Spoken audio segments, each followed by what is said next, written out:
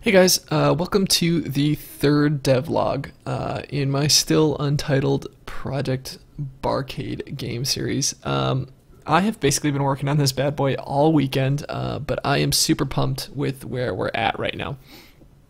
I also have some kind of larger existential project fears that I've also kind of come to understand a little bit better this weekend that I'll talk about a little bit later, but essentially my focus for the past week has been on polishing up and creating some new characters. So yeah, if you recall at the end of the last video, I had just finished the kind of animation, the animation-based attack system, so that I could, theoretically create these new characters just by creating new animations and attaching a couple of scripts up to them. And that, a lot of times when you're developing things, you have these ideas for systems and you're like, this is totally gonna work exactly like this, and I'm just gonna make it and then it's gonna work perfectly. And 99% of the time, there's a bug or seven that make it so it doesn't quite work exactly as you thought. You might have to go back to the drawing board a couple times, but this worked pretty much exactly as I wanted it to, so I'm really excited about that. I was pretty quickly able to create two other characters. The ability for me to create them so freely is something that's, I think, going to be really useful during the course of this project. It'll allow me to kind of iterate on these characters and their abilities really quickly, which is great. It's awesome. So let's just jump in. So this guy right here, we're calling him Belly for right now, for obvious reasons, but he is just kind of a big goon, right? So he is a big floaty guy who has some pretty meaty moves. He's pretty slow on the ground, but he hits hard. His moves are his jab just kind of lifts the ball into the air and just sends it straight up. So I think that's a pretty good move for either him or a teammate to toss that ball up, get it out of the way. His dash on the ground is just a big belly flop. It's just more so to kind of knock the ball back or away. I don't know. Doesn't really knock it in a reasonable direction right now. I might have to play with this a little bit to figure that out. Oh yeah, the other thing I forgot to mention. If you notice, every time I hit the ball, a little hit kind of spawns in right there.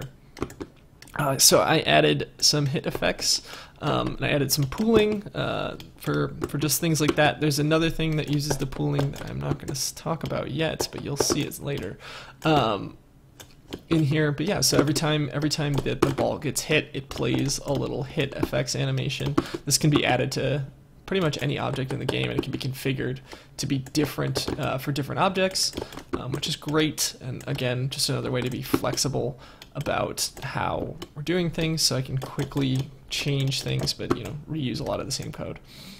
Yeah, so his other moves, his aerials, let's just pop this ball up in the air. His neutral is, he just turns himself, oops, I missed. His neutral is he'll just turn himself into a big balloon and just hit the ball in whatever direction his big old balloon belly sends him. And then his forward air is a big, whoops, I'm super bad at this right now because I think it's because I'm talking and not because I'm just actually bad at the game I made. I am bad at the game I made. Let's be real about that. But his forward is a big clap, so this will send the ball flying in the X direction if it's hit. So it's a pretty good move to just catch the ball and send it as far as you want to across the map. So yeah, that's him. He floats a lot more in the air, so his gravity is a lot lower than the other characters, but he's also a lot slower on the ground. But he can just kind of hang out in the air forever, which is nice. I kind of like that feel about him. I do think he needs a lot more polish still. He was the second character that I made, and I'm gonna jump into and show you the third character. She is who I've been spending most of my time on this weekend, and I think I am very, very pleased with where she is. So I'm just going to delete your prefab. We'll drop you in. So this is Jester. And Jester does crazy stuff. So first off, she is just flipping and jumping all over the place. So if you notice that you can almost immediately tell the difference between her and Belly. Maybe not necessarily the best differences, because she is a little bit hard to read, I'll say, animation wise. Like she's just all over the place. But I think that'll get cleaned up with a little smoothing out of the animations. It's just playing a little choppy right now. Because I haven't drawn enough frames for her. But I think that her gameplay stuff, which is what I've been kind of primarily focused on, is really fun. She is easily my favorite of the characters that I have so far. So her moves are, her jab is just kind of like this wave motion, and it'll just hit the ball in a direction based on wherever she where the opposite angle of wherever she hit it. So if I hit it low, it'll go low. If I hit it high, it'll go high. I think it's hitting a little too hard right now, but obviously I'll play with this and tone it down, especially once I get other characters balanced out a little bit more. Her other ground move is this big push. So Jester is a magic user, and you can see that I just have these big circles right now. I'm gonna play with what the magic actually looks like, but I just wanted to get this in here just to get the hitboxes in and play around with it a little bit. But yeah, so her ground push is super strong, but it actually pushes her backwards, so it makes it a little strange of a move in kind of a good way, I think. So I'm just gonna pop this up. Oops. I'm going to get this going in a direction. Oh my gosh. Sorry, I'm trying to get the ball rolling away from me right now, because to show this, kind of actually hard to hit the move when you're running at the ball. When it's coming to you, it's very easy to hit. So I like that it's a move it's much easier to use defensively than offensively. And because of that, I think I'm able to give it a lot more power than you'd give the move if you could use it kind of in any way. So that is I guess the dash / forward attack, but that's her angled ground move, is that big push right there. So her aerial moves, her forward air, you might have seen, this is the other item that I am using object pooling for, but it is just a tiny projectile that sits out there, and it doesn't knock the ball very far. But it is capable of just kind of hanging out in the air for a while. So it's a pretty good defensive move. It'll also always hit the ball just in the X direction right now. So it's nice for tapping stuff in. So I can just run this guy up right here. Whoops, and actually hit it in with my body. But you can do things like smash. Oops. Of course, I can't do the thing that I am talking about. I also over the course of the week, built a test joystick out of a shoebox, which is what I'm playing on, and I am not necessarily the best at playing on the joystick thus far, but that's fine. We'll get better, and I think this is actually really helpful in terms of getting the game feel down, is playing on the right kind of stick. I am also really sorry if this is super clicky, and we will look at fixing that in future videos. But yeah, so I finally got it there. Her aerial is very good at tapping stuff in, because you can just kind of use it as a hitbox floating right below the goal, and if the ball falls down onto it, boop, it'll pop it right in, because it always hits it directly horizontal in the direction that the projectile is moving.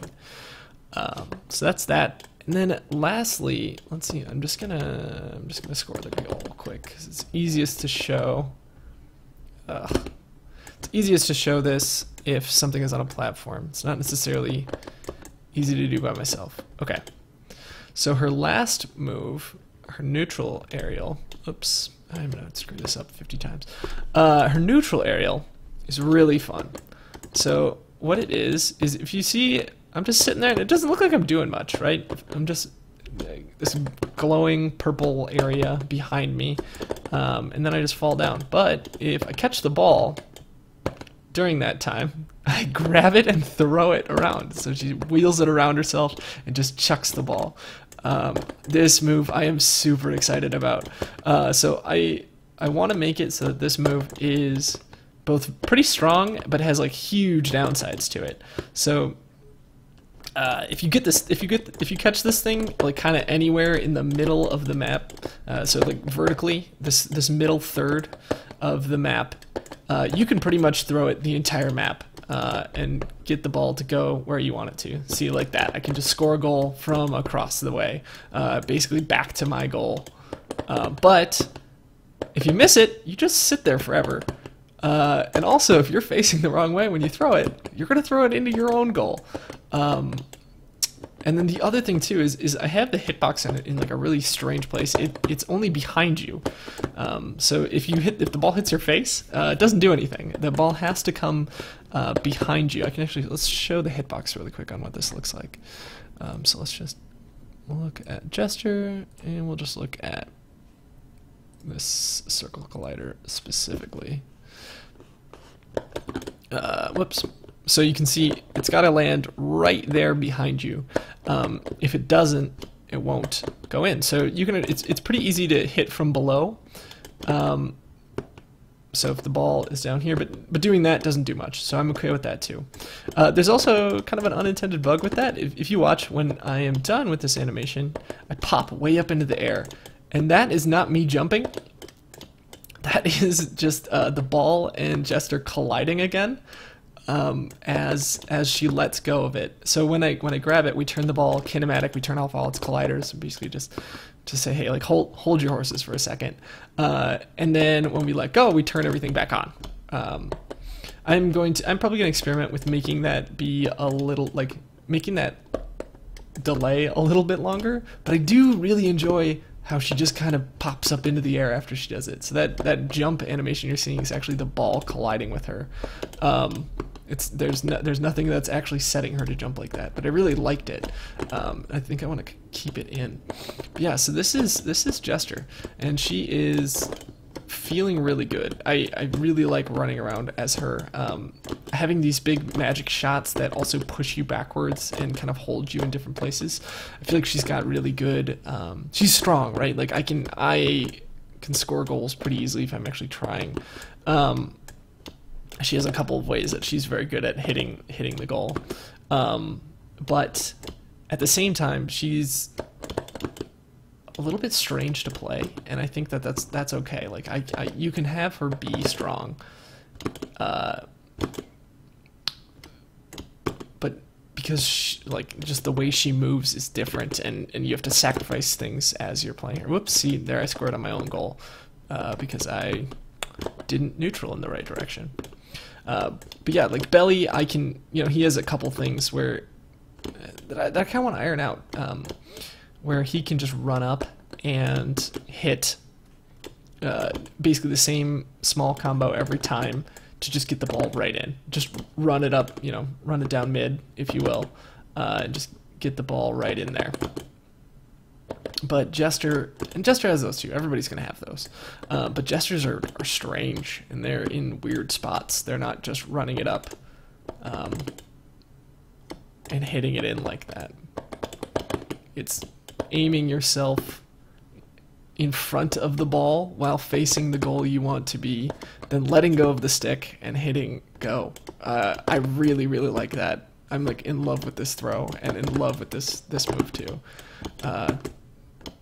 The forward smash is the one thing that I think I might have to tone down, because like you can really set up some dumb stuff with it. And then I think I'm gonna change her ground mobility a little bit too. I think it's just a little bit much for right now. I also need her run animation is really derpy, but we'll fix that. We'll fix that later. I'm pleased as punch with the rest of her though.